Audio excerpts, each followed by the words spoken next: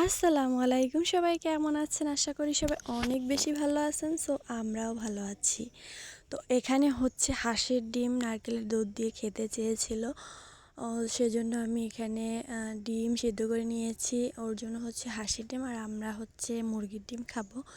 আর সবগুলো দেশি ডিম। সো তারপরে আমি এগুলো সিদ্ধ করে নিয়ে একটু লবণ হলুদ দিয়ে ভেজে নিচ্ছি তেলে, সুন্দর একটা কালার আসার জন্য। আর এখানে আলুটাও সিদ্ধ করে নিয়েছিলাম ডিমের সাথে, সেটাকেও একটু ভেজে নিলাম আমি লবণ হলুদ দিয়ে।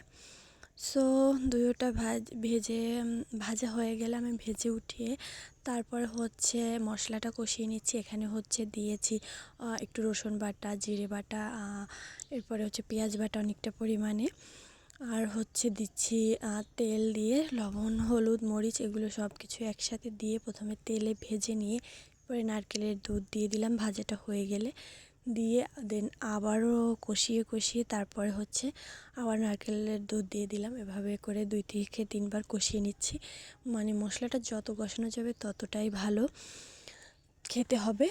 এরপরে হচ্ছে আমি সুন্দর করে কষানো হয়ে গেলে ঝোল এটা দিয়ে দেব, আলুটা দিয়ে একটু কষিয়ে নিব, যাতে করে মানে আগে সিদ্ধ করে রেখেছি তো এই জন্য আলু ডিম এগুলো দিয়ে একটু মশলার সাথে আগে কষিয়ে নিব, যাতে ওই সিদ্ধ করার আগে মানে সিদ্ধ করা থাকলে একটু পাঞ্চে পাঞ্চে ভাব থাকে, ওইটা যাতে না থাকে, মশলার সাথে যাতে ওটা মিক্সড হয়ে যায় ভালোভাবে সুন্দর করে। এই জন্য আমি এটাকে মশলার সাথে কষিয়ে নিয়ে দেন আমি এতে দিয়ে দিব নারকেলের দুধ। পুরোটা দিইনি, কারণ হচ্ছে পুরোটা আমার প্রয়োজন হয়নি, যতটুকু আমার প্রয়োজন হয়েছিল আমি ততটুকু দিয়ে দিয়েছি, যেহেতু আমার সব কিছু সিদ্ধ করা। এর জন্য আমি শুধু ঝোলটার মানে যতটুকু ঝোল রাখবো সেই পরিমাপেই পানিটা দিয়ে দিয়েছি। তো এরপরে দিয়ে দিলাম পরিমাণ মতো হচ্ছে চিনি, একটু চিনি দিতেই হবে, তাহলে মিষ্টি মিষ্টি হবে আর খেতে দারুণ লাগবে। এই যে আমার রান্না কমপ্লিট, এবার আমি সবাইকে সার্ভ করলাম, খেতে দিলাম। এরপরে হচ্ছে আগের দিন মানে এই বাজার করে নিয়ে আসছিল, তো এখানে আমি দেখি কি প্রচুর পরিমাণে শাক, মানে অনেকগুলো শাক, প্রায় 6-8টির মতন না 6-8টি। সো আমি বলি যে এত শাক কেন, যেহেতু ঘের দিছে, ঘেরের মাছ ধরবে মানে লোকজন খাবে, এই জন্য শাক বেশি করে এনেছে। আর বাজার এটা এরকমেরই আনে, প্রতিদিনের থেকেও বেশি আনা হয়, বাট একটু এখন কমই আনছে, যেহেতু বাজার হচ্ছে অত বেশি লাগে না, তারা হচ্ছে 2জন মানুষ এখানে খাবে, তো এতে হয়ে যাবে, প্রয়োজন হলে আবার আনা যাবে, এই জন্য আর বেশি কিছু আনে নাই, কারণ নষ্ট হয়ে যেতে পারে এই ভয়ে। তো এরপরে এখানে গুড় আনা হয়েছে, জোলা গুড়, এরপরে বাটালি, এই যে এখানে বেগুন আনা হয়েছে, কাঁচা মরিচ, এরপর শিম, টমেটো, ওলকপি, আলু, পেঁয়াজু, 12 ভাজা, এরপরে হচ্ছে 2 রকমের গুড় আনা হয়েছে। লেবুটা প্রয়োজন ছিল, বাট লেবুটা ওই দিনকার মানে পায় নাই, এই জন্য আর আনতে পারিনি। এরপরে লাল শাক এনেছে, আর পরে টমেটো খাওয়ার জন্য সরিষা এনেছে। সো সব কিছুই নিয়ে আসে। তারপরে হচ্ছে আমরা সবাই মিলে একটু 12 ভাজা আর হচ্ছে পেঁয়াজুটা খাই। 12 ভাজাটা অনেক অনেক মজা ছিল, আর পেঁয়াজুটাও, এই ছোটো পেঁয়াজুটা অনেক পছন্দ করে হচ্ছে আমার বেবিরা।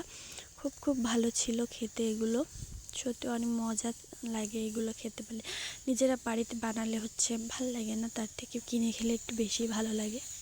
নিজে বানালে ভালো লাগে না, অন্য কেউ বানালে সেটা অনেক মজার হয়।